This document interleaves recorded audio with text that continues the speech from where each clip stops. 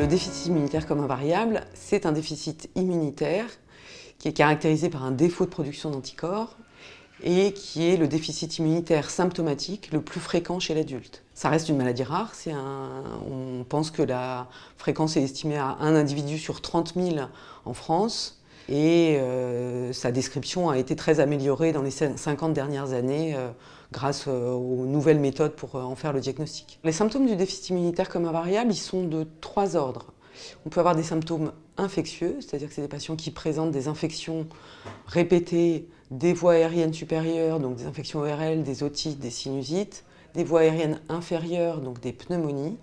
On peut avoir des infections du tube digestif, une diarrhée infectieuse ou des éléments de ce type-là. Et puis il y a 2 ordres de symptômes qui vont toucher presque 2/3 des patients de façon variable. Premièrement, des manifestations lymphoprolifératives.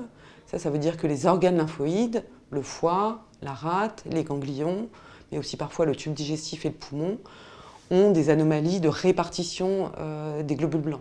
Il y a trop de globules blancs dans les ganglions, dans la rate qui est augmentée de volume, dans le poumon, il y a de l'inflammation pulmonaire, etc. Et puis, il peut aussi y avoir des manifestations auto-immunes, avec notamment des cytopénies auto-immunes, donc un purpura thrombopénique immunologique ou une anémie hémolytique auto-immune, qui sont des moyens de faire le diagnostic également du déficit immunitaire commun variable. Les premiers symptômes, c'était des pneumopathies à répétition pendant plus de 2 années de suite, jusqu'à ce que la 2e année, la pneumologue, en ayant marre de me voir, me dise il va falloir que vous fassiez des analyses approfondies. Donc on a fait des analyses de sang. Et lorsqu'on a fait des analyses de sang, le laboratoire a cru qu'il y avait une erreur parce qu'ils n'ont pas trouvé d'anticorps. Et donc je suis reparti faire des analyses et on a trouvé exactement la même chose, c'est-à-dire pas d'anticorps. Et donc à partir de là, la pneumologue m'a dit eh bien, il faut aller à Saint-Louis, au service immuno, c'est là où on pourra faire quelque chose pour vous. J'ai pris rendez-vous, j'ai rencontré le professeur Oxadenler qui, totalement décontracté, m'a dit c'est tout naturel, c'est un déficit immunitaire commun variable. Et c'est comme ça que donc j'ai appris le début de ma maladie et de ce qu'il en était. Alors, le diagnostic, c'est souvent un faisceau d'arguments et un certain nombre d'éléments biologiques. Les faisceaux d'arguments cliniques, c'est les symptômes qu'on vient de décrire, infection, lymphoprolifération, maladie auto-immune, qui sont diversement associés. Et le diagnostic est fait parce qu'on fait un dosage d'anticorps dans le sang et que ces anticorps sont très bas, parfois indétectables, notamment pour un sous-type d'anticorps qui sont les IgA. Et puis quand on veut aller plus loin dans la définition de la maladie, on analyse de façon un peu plus précise les lymphocytes, qui sont les cellules qui sont à l'origine de la production des anticorps. Et il y a des anomalies de répartition de ces lymphocytes chez les patients de façon un peu variable qui nous orientent vers le diagnostic de déficit immunitaire commun variable. C'est une maladie particulière parce qu'en fait, il n'y a pas de diagnostic de certitude aujourd'hui de cette maladie-là. C'est-à-dire que c'est un ensemble, c'est l'ensemble de tous ces éléments qui vont nous permettre de faire le diagnostic.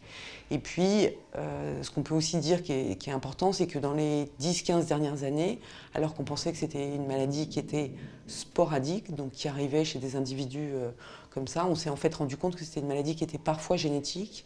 Aujourd'hui, on a à peu près 20% de patients qui sont identifiés au plan génétique. Donc on a commencé les premiers traitements hospitaliers en 2004, puisque les pneumopathies, c'était entre 2002 et 2004.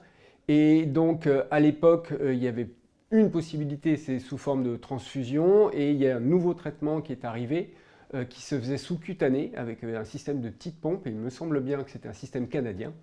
Et on m'a dit, vous êtes le premier à tester ce système, et donc je venais régulièrement en hôpital de jour pour qu'on puisse faire ces transfusions d'anticorps. Pour la mise en place du traitement, effectivement, c'est le service qui nous a appris à être autonomes pour pouvoir finalement nous piquer nous-mêmes à domicile, puisqu'il fallait avoir le traitement d'un côté, plus le matériel.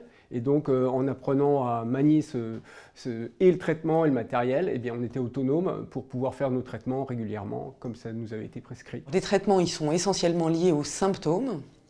Le premier traitement qui reste très important pour ces patients-là, ce sont les antibiotiques, parce que les patients qui s'infectent doivent recevoir des antibiotiques, ils doivent avoir des antibiotiques à la maison, et certains ont des antibiotiques tous les jours pour éviter la succession des infections. Le traitement central, c'est la perfusion d'immunoglobulines. Cette perfusion d'immunoglobulines, ce sont des immunoglobulines polyvalentes, qui sont des médicaments qui sont dérivés du sang. C'est-à-dire qu'il y a des gens qui donnent leur plasma pour qu'on en extrait les immunoglobulines et qu'on puisse les administrer aux patients qui n'ont pas assez d'immunoglobulines. Et c'est là qu'il y a eu beaucoup de progrès qui ont été faits dans les 20 dernières années. Avant, on administrait les immunoglobulines principalement par voie intraveineuse. Maintenant, on peut également les administrer par voie sous-cutanée et par voie sous-cutanée sous 2 formes, sous-cutanée hebdomadaire ou sous-cutanée mensuelle, avec l'aide d'une enzyme qui permet de faire de la place dans le tissu cellulaire sous-cutané. Donc on a une multitude de possibilités pour les patients, une supplémentation à la maison ou à l'hôpital, une supplémentation par voie sous-cutanée ou par voie intraveineuse, avec des marques d'immunoglobulines différentes. Donc s'il y en a une qui est moins bien tolérée, on peut essayer une autre formulation ou une autre marque. Et puis l'autre chose qui est importante pour ces patients-là, c'est qu'en fait ces immunoglobulines, on peut les administrer de façon très variable dans la vie d'un patient qui a un déficit immunitaire comme invariable. Cette maladie, elle est découverte en général au jeune âge adulte. C'est des patients qui vont recevoir des immunoglobulines pendant toute leur vie. Et on va pouvoir leur proposer de modifier le mode d'administration selon leur mode de vie. Et enfin, le dernier type de traitement qu'on peut être amené à utiliser, c'est les médicaments immunomodulateurs. Quand il y a notamment un syndrome lymphoprolifératif, quand il y a une maladie auto-immune, on a un arsenal thérapeutique qui est extrêmement varié pour traiter les complications auto-immunes de ces patients. C'est quand même des implications dans la vie quotidienne. Déjà, le fait d'avoir un traitement régulier fait qu'il y a quand même des contingences auxquelles vous ne pouvez pas échapper. Et puis, là, j'étais dans une entreprise relativement bienveillante. La problématique est finalement, quand on change d'entreprise, c'est est-ce qu'on parle de sa maladie ou on ne parle pas de sa maladie. Et donc, effectivement, c'est une vraie conséquence quand vous êtes salarié. Alors, il y a beaucoup de nouvelles perspectives dans cette maladie-là, parce que c'était une maladie qui était définie par un examen biologique et quelques signes cliniques dans les années 70.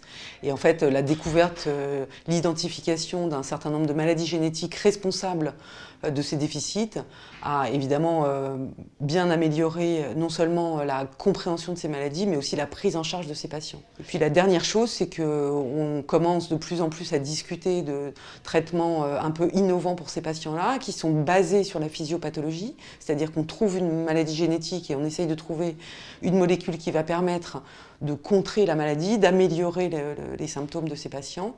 Et puis pour les patients qui ont des maladies sévères, on peut maintenant discuter de l'allogreffe de moelle dans un certain nombre de circonstances, quand on pense que le bénéfice à avoir ce traitement-là est supérieur au risque de le proposer. Et puis enfin, en perspective importante, pour les patients qui n'ont pas été identifiés au plan génétique encore aujourd'hui, on bénéficie de ce qu'on appelle une pré-indication pour les déficits immunitaires primitifs pour le plan France Médecine Génomique 2025, qui est en fait un système qui nous permet de faire un séquençage du génome entier, non seulement de tous les gènes, mais aussi des parties qui sont non codantes du génome.